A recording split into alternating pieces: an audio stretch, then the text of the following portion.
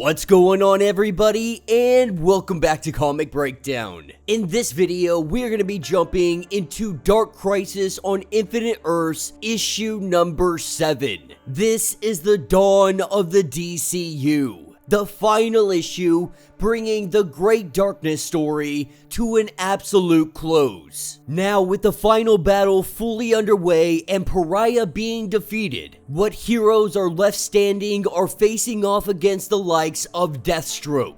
But this isn't your average everyday fighting against the Titans Deathstroke. This is Deathstroke with the power of the Great Darkness. We are gonna see our heroes make their last stand to save the multiverse. Make sure that you are staying all the way through to the end of the video because you are not gonna want to miss what is going down in 2023. Now, make sure you guys have subscribed to the channel, make sure that you like this video, and with that being said, let's dive into this breakdown.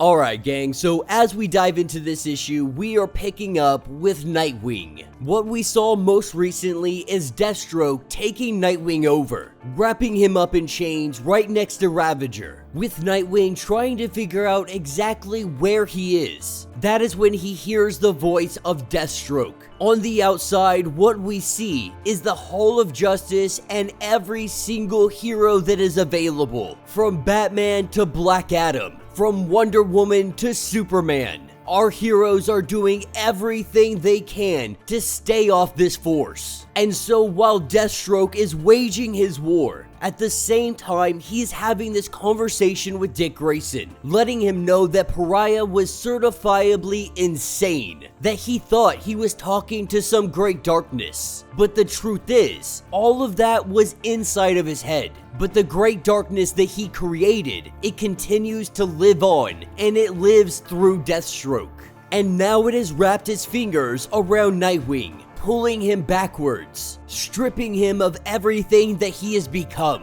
But Nightwing isn't alone in this darkness. That is where we see Slade Wilson step out, Dick Grayson reverting back to his original Robin costume. Slade is telling him that it is time for round 2, that it was always going to come down to Slade Wilson versus Dick Grayson. Even though the heroes on the outside are trying with all of their efforts, the newbies trying to hold the line, Slade had seen him try to step up and lead them, even going as far as saying that it was a nice try, it was a good attempt, but they don't have what it takes. And we're really beginning to learn what Deathstroke has been up to, why he has been so hell-bent on just destroying everything. At first, it had to do with Pariah, but Deathstroke does believe that Pariah made a good argument, that their worlds need to die. He has seen this world hurt his children too many times, with Dick Grayson saying the obvious that you could have been there. You could have simply been a father to your children, and they wouldn't had to endure everything that they have. But that's the problem, is that Deathstroke was there. In some kind of sense, he finds himself really responsible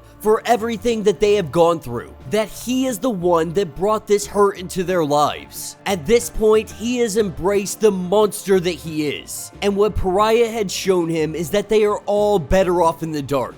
That's why he is shutting it all down. There will be no more hurt. There will be no more pain. Not for anybody. He considers this to be a mercy killing for the entire multiverse. That this will be his legacy. And so while the two of them begin their battle, Mr. Terrific on the outside is letting us know that Pariah's new multiverse clashes with their own. This is putting both their world and the multiverse in danger. This is when we have the arrival of Damian Wayne, returning from his adventures during Dark Crisis the Dark Army one-shot. They brought themselves a weapon. That weapon is Dr. Light, because Dr. Light is connected to the multiverse the same way that Pariah was connected to the darkness, because Dr. Light absorbed the light that created the multiverse in the very beginning. She believes that she can illuminate the darkness, with Mr. Terrific letting it be known that they already have somebody racing to do just that. That somebody, of course, is the Flash family. They are moving with all of their speed to try and repair the connections between the multiverse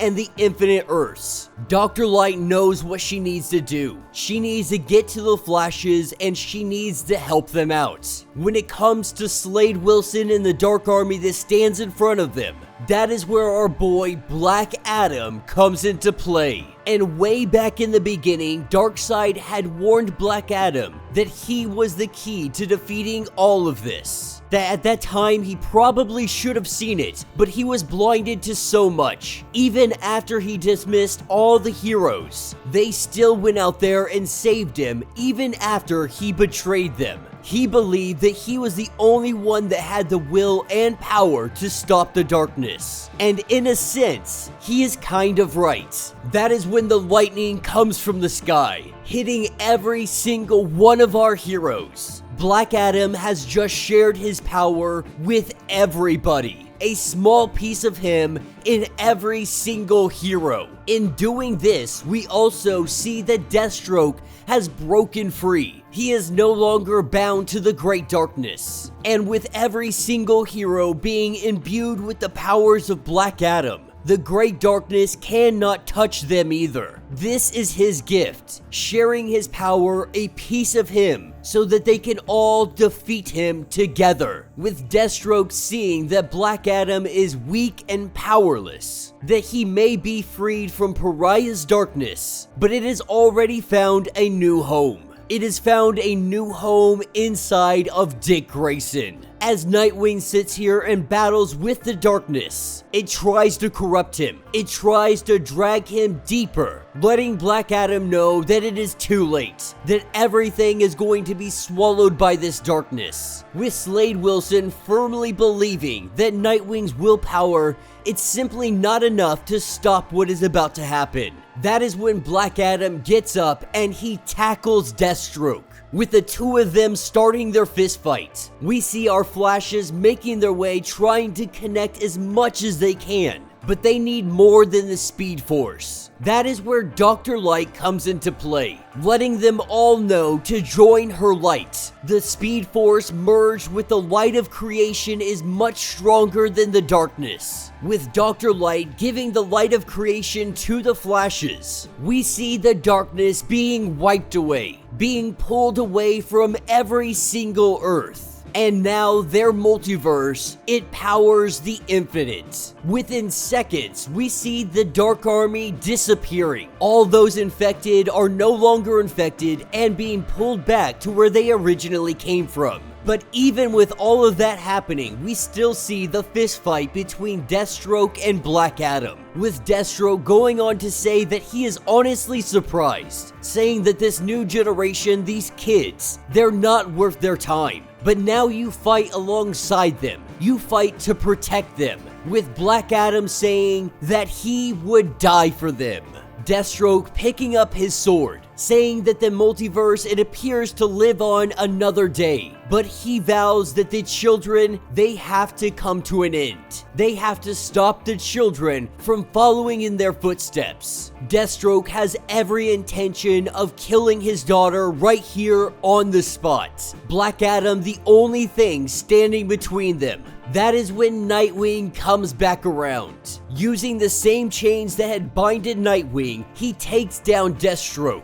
On the verge of defeat, Deathstroke lets us know that this is why he is doing all of this. What happened to his children, he doesn't want happening to anybody else. That no one should ever know that pain. He would rather the entire world burn. That the world not exist at all, if it means enduring that kind of pain. With Deathstroke charging in a Nightwing, we see Ravager broke free from the darkness, letting her father know that this is done. With the darkness passing, so did the red skies. The sun coming out, families reunited. The heroes have started to all return. Dr. Light explores her new powers connected to the multiverse. Spectre and Jim Corrigan are bonded back together once again. Oliver Queen is still lost out there somewhere. Darkseid has returned to Apocalypse. As for Slade Wilson, his body had been ravaged by the darkness. When it was purged, it stripped him of the serum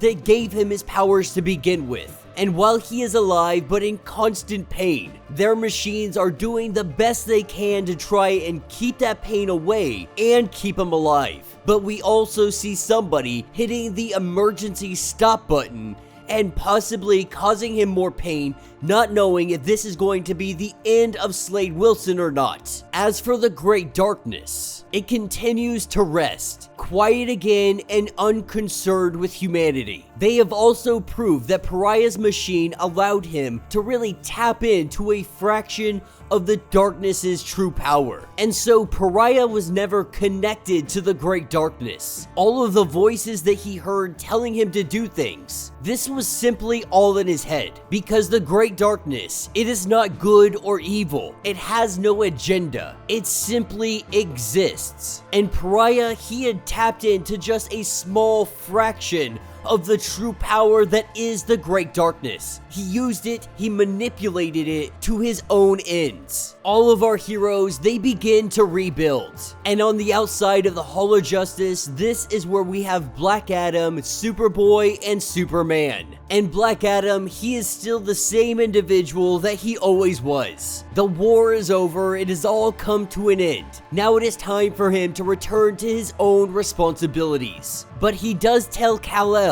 that at least Jonathan didn't die like he had. That's probably the closest anybody is going to get as a compliment from Black Adam. That is what takes us to Nightwing and Batman, holding that candle, saying that he gave a speech, one to try and reassure everybody after the Justice League was presumed dead, trying to give them hope, trying to inspire them. His hope was that that sliver of hope would truly be able to burn in the darkness. As long as the candles were lit, their legacy would live on.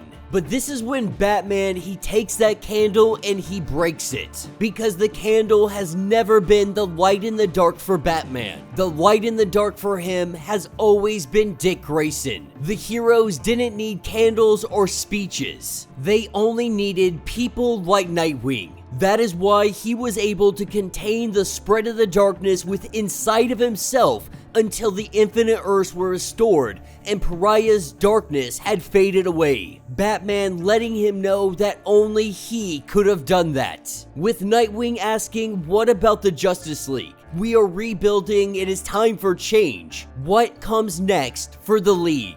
Batman saying that there is no League. After all they have been through, the League felt that they needed to really rethink the Justice League. It needs more than just new members. It needs to find a new mission, a new legacy. And so he is coming to Dick Grayson to offer him more or less the leader of the new Justice League, or whatever it will be on the other side. Our two heroes hearing by Oracle that Two-Face is back up to his regular antics. Our heroes waste no time jumping into action. And then we are given an epilogue, showing us small glimpses of Lazarus Planet, of Failsafe, of everything going on in the Robin vs. Batman series. We have somebody who is saying that these battles between these so-called heroes and villains, it continues to escalate, that their world is in danger of a great catastrophe, that they must do something. Talking to the Shadow Board, the faceless individuals that control so very much. This is the Council of Light. The person that stands before them originally wanted to propose that they work with the heroes, that there are dangers coming and they might need them. But there is no Justice League. The heroes are left deorganized and chaotic, feeling that this only adds to the trouble. So instead, if they refuse to follow their orders, they will suffer incarceration, saying that if they have the resources to imprison the enemies, they can also do the same thing to our heroes. That if they don't fall in line, they will be imprisoned. These heroes have defeated aliens, monsters, and gods alike. And now with the resurrected Justice League, it appears that they can also beat death, believing that this is a step too far, saying that something must be done. It must happen now before it is too late. The Council of Light, considering her words, they reject the proposal, but only because they believe the scope is too narrow. This is bigger than heroes and villains. The metahumans are too dangerous to be controlled or imprisoned. The Council would like to take steps to ensure that they are never allowed.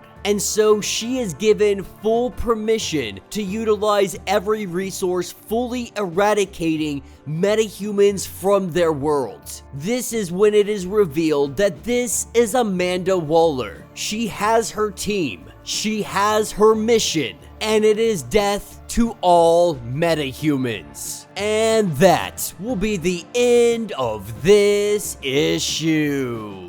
So let me know what you guys think down in the comments. Probably the best part of this entire comic was Black Adam giving his power to everybody else, giving them that small little edge to really take on the Dark Army. Because in all reality, that is the only way that this battle even makes sense. Now, granted, there are heavy hitters like Superman, Superboy, Wonder Woman, so on and so forth. But there are a lot of people that are not heavy hitters. You know, I've been saying this for quite some time, so it's nice to see that everybody, they at least got a little bit of a power up. What I also do like is that the Great Darkness isn't some horrible, tremendous enemy. It is the balance. It is the yin and yang, the light and the dark.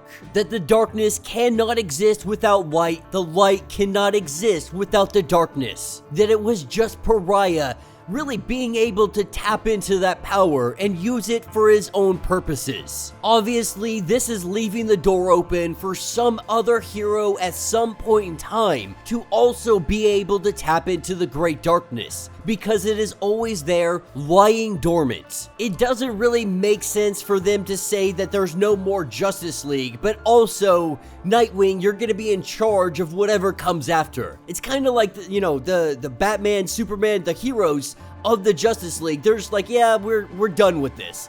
We're done playing hero, we're done doing the Justice League thing, we're done working as a team, even though that's exactly how they won this battle. Getting rid of the Justice League doesn't really make sense, and recreating the Justice League, like, I'm 100% down with that, but you still need your core Justice League. You know, you don't see Justice League Incarnate breaking up after this event. In fact, Justice League Incarnate, they are back watching the multiverse. But I'm willing to see what DC Comics wants to do with this, where they're going to be headed with it, and see Nightwing really take on that role. And when it comes to Amanda Waller, let's ignore the fact that we have our female Peacemaker, which, like, it doesn't make any sense. Why would you make a female Peacemaker? There is absolutely no reason for Peacemaker to need a partner, let alone have somebody like this, just side by side, a direct copy of himself. It feels just very unimaginative, uncreative, but an attempt to, fulfill something that somebody wanted to do. Definitely a character that nobody asked for. But we'll set that aside, we'll see where that's gonna go. I'm a little bit disappointed to see Amanda Waller being the villain, because after everything happened with Earth 3, doing her best to shut off their world from the rest of the multiverse, she was able to do it, she was able to keep them hidden. But now, for some reason, she's decided to return, and she has a goal of taking out all metahumans. Her goal was to simply imprison them. The Council of Light, they want all metahumans completely eradicated. Now, don't get me wrong, Amanda Waller is a great villain. She is very smart, she is very decisive, she is very, very well planned. We saw what she was truly capable of with the whole Earth 3 fiasco. The question is, if you were hidden away, if you have your Earth, your safe place, why would you come back and try to take everybody else on? You've gotten everything that you wanted, but it simply wasn't enough, and now you want to go kill every single metahuman. But this is supposed to be what is coming in 2023. I'm not sure if I'm 100% on board with it. Obviously, we'll cover it on the channel for the sake of covering it and seeing where that story goes for the bigger DCU. But let me know your thoughts, let me know your theories. If you would like to get caught up on everything going on with this story, if you would like to get caught up on every single issue of Dark Crisis, be sure to check out the link in my description as well as the top of this video. It is gonna get you completely caught up on everything going on with this series. If you would like to support the channel, you can always do so by joining the channel membership. Much like Patreon, having 5 different tiers, from $1 to $50. From loyalty badges to getting free comics every single month. Not only does this help out the channel tremendously, but you are getting tons of perks in the process. Now, if you are unable to do that, do me a favor, subscribe to the channel, like this video, hit that notification bell, and with that being said, until the next breakdown.